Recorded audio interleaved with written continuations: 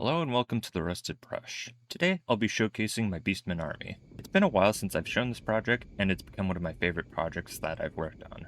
Rather than the traditional Beastmen look, I want these to feel like a corrupted cult. Empire soldiers, Norscan raiders, and twisted beastkin all serving a mysterious god they barely understand. The whole army is heavily inspired by folk horror and cosmic horror, and you'll probably spot a few references as we go, so let's begin.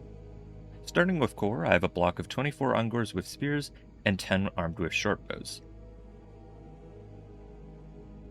Rather than looking like the animals from birth, I wanted them to feel like ordinary people halfway through the process of mutation. Some still wear Empire equipment, while others have started growing horns, hooves, and patches of fur. The idea behind these are that they are Empire soldiers and citizens convinced and corrupted by chaotic powers to worship a false deity, unaware that it's a chaos god that they actually worship. The missile troops are armed with crossbows and handguns model-wise, but rules-wise I count these as short bows or throwing spears. The next unit is a pack of 7 Chaos Warhounds. These are the old metal Chaos Hound models, and this is a very straightforward unit. They're super cheap in points, very fast, and good for hunting war machines. Now for some of the more fun units, I have a block of 24 Gores. The idea here is that the army is working with the Warriors of Chaos and the Norscan tribes.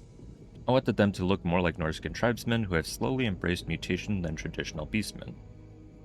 I used the Victrix roast models for most of this, with some Wargames Atlantic satyr heads mixed in, and a few printed skulls as well. I deliberately mixed the weapons throughout the unit, giving it a more ragtag appearance, and also I can change their equipment depending on army list now. The shields I painted have a more generic pattern, but on some of them you can see the influence of the deity they worship, and the banner really shows the folkish and potential cosmic nature of it as well. This banner was really fun to paint, and I wonder if people can guess what inspired this. Next up is a block of 24 Bestigors, and these are supposed to be the most intimidating of the infantry units, and I'm really pleased with how they came out. The bodies on these are the Wargames Atlantic satyrs, and the heads are a huge mix. I used green stuff to make these tentacles that protrude from some of their arms and necks. I used green stuff to make these ones have a single eyeball instead, which 2 of them I painted as goat eyeballs.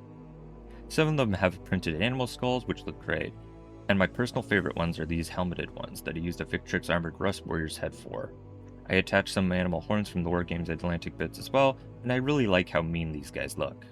As for their shields, I used a mix of satyr and Rus ones. And like the Gores, I added a lot of symbols hinting at their gods of worship. The banner for this one is a lot more simple, which I wanted to show their more savage nature.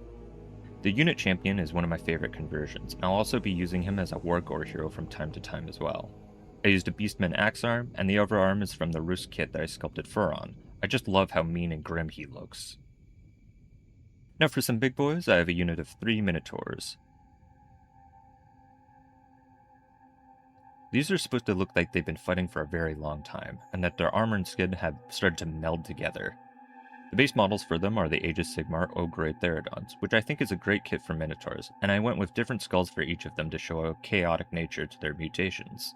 The banner here was a lot of fun to paint, and hints at the inspiration of this army as well. And finally, we have some heroes. I got a Shaman and a Beast Lord here, both are 3D prints from Beastarium Games, and the Beast Lord uses a Warthog skull kit bashed on. Both of these models I absolutely love.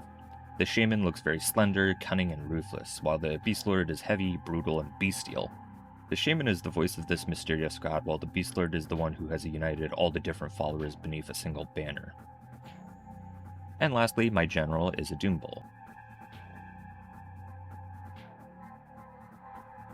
The base model is the old metal Doom Bull with kit bashes and conversions added on.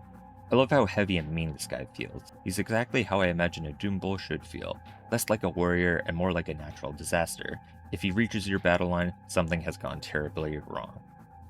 So that's the army as it stands right now. I really enjoyed taking Beastmen in a completely different direction from the traditional look, mixing historical kits, sculpting mutations, and tying everything together with this strange folklore and cosmic horror theme that I have going for every unit.